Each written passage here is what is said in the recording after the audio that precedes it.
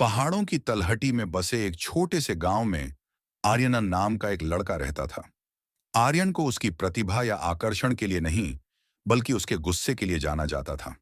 उसे गुस्सा दिलाने के लिए ज्यादा कुछ नहीं चाहिए होता था। एक साधारण नजर या टिप्पणी भी उसकी क्रोध की ज्वाला को भड़का देती थी। उसके माता पिता चिंतित थे, क्योंकि आर्यन के गुस्से के कारण वह अक्सर ऐसी बातें कह देता था जो दूसरों को चोट पहुंचाती थीं। वे जानते थे कि कुछ बदलना होगा, लेकिन वे यह नहीं जानते थे कि उसकी मदद कैसे की जाए। गांव में एक सम्मानित पुजारी रहते थे, जिन्हें उनकी बुद्धिमत्ता और शांत स्वभाव के लिए जाना जाता था। लोग अक्सर मार्गदर्शन और सलाह के लिए उनके पास आते थे। जब आर्यन की समस्या के बारे में पुजारी फादर डेविड को पता चला, तो आर्यन के माता पिता उसे फादर डेविड के पास ले गए, उम्मीद करते हुए कि वह मदद कर सकते हैं। जब आर्यन उस शांत बगीचे में पहुंचा जहां फादर डेविड अपनी सुबह बिताते थे, तो उसने एक अजीब सा सुकून महसूस किया, जो उसके लिए नया था। फादर डेविड ने आर्यन का गर्मजोशी से स्वागत किया और उसे अपने पास बैठने के लिए आमंत्रित किया। आर्यन, पुजारी ने शुरू किया, मैंने सुना है कि तुम्हारा गुस्सा बहुत तेज है। गुस्सा एक स्वाभाविक भावना है, लेकिन अगर इसे नियंत्रित नहीं किया जाए तो यह बहुत नुकसान पहुंचा सकता है। आर्यन ने अपने हाथों को जिद्दीपन से बांध लिया। यह मानने को तैयार नहीं था कि पुजारी की कोई बात उसकी मदद कर सकती है। आर्यन के प्रतिरोध को देखते हुए फादर डेविड ने एक सरल कार्य का सुझाव दिया। उन्होंने आर्यन को एक लकड़ी का तख्ता और कीलों से भरा बैग दिया। हर बार जब तुम गुस्सा महसूस करो, तो इस तख्ते में एक कील ठोंको, फादर डेविड ने निर्देश दिया। आर्यन ने पुजारी की ओर संदेह से देखा, लेकिन सहमत हो गया, यह सोचकर कि यह एक आसान कार्य होगा। जैसे जैसे दिन बीतते गए, आर्यन ने ईमानदारी से तख्ते में कीलें ठोकीं। शुरुआत में कीलें कई थीं। हर छोटी घटना, हर छोटी सी बात उसे गुस्सा दिला देती थी, और वह तख्ते में एक नई कील ठोक देता था।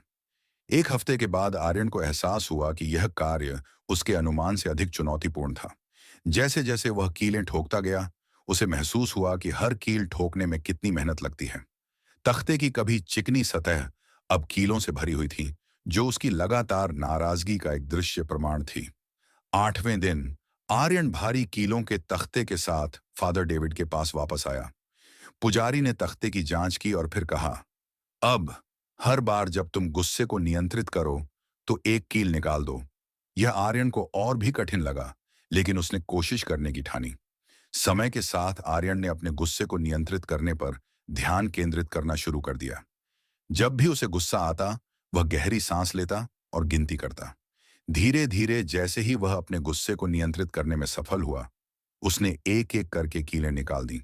कुछ हफ्ते बीत गए और आर्यन खुद को फादर डेविड के पास लौटता हुआ पाया। अब तख्ता कीलों से मुक्त था। उसका चेहरा इस बार अलग था, शांत और अधिक शांतिपूर्ण। तख्ते को देखो आर्यन, फादर डेविड ने धीरे से कहा। कीलें चली गई हैं, लेकिन निशान रह गए हैं। गुस्सा बीत सकता है और तुम इसे नियंत्रित कर सकते हो, लेकिन कठोर शब्दों और कार्यों के निशान दूसरों पर एक स्थायी प्रभाव छोड़ते हैं। याद रखो, एक बार जब कील ठोंकी जाती है, तो नुकसान हो जाता है। आर्यन ने सिर हिलाया, अंततः इस सबक को समझते हुए।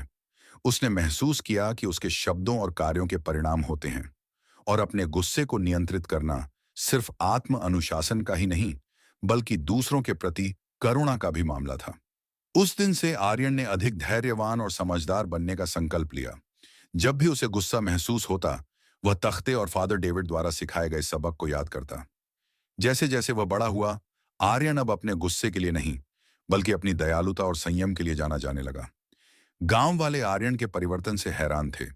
वह अन्य बच्चों के लिए एक आदर्श बन गया, और फादर डेविड के बुद्धिमान शब्द दूर दूर तक फैल गए, कई लोगों को सिखाते हुए कि गुस्से को नियंत्रित करने की वास्तविक शक्ति क्या होती है। और इस प्रकार आर्यन ने सीखा कि यदि गुस्से को नियंत्रित नहीं किया गया, तो यह खतरे की ओर ले जा सकता है, लेकिन समझ और धैर्य के साथ इसे अच्छे के लिए बदल सकते हैं। कहानी से सीख। गुस्सा एक शक्तिशाली भावना है, जिसे नियंत्रित न करने पर अनपेक्षित नुकसान हो सकता है। अपनी भावनाओं को नियंत्रित करके और अपने कार्यों के प्रभाव को समझकर हम गुस्से को विकास और सकारात्मक परिवर्तन के अवसर में बदल सकते हैं।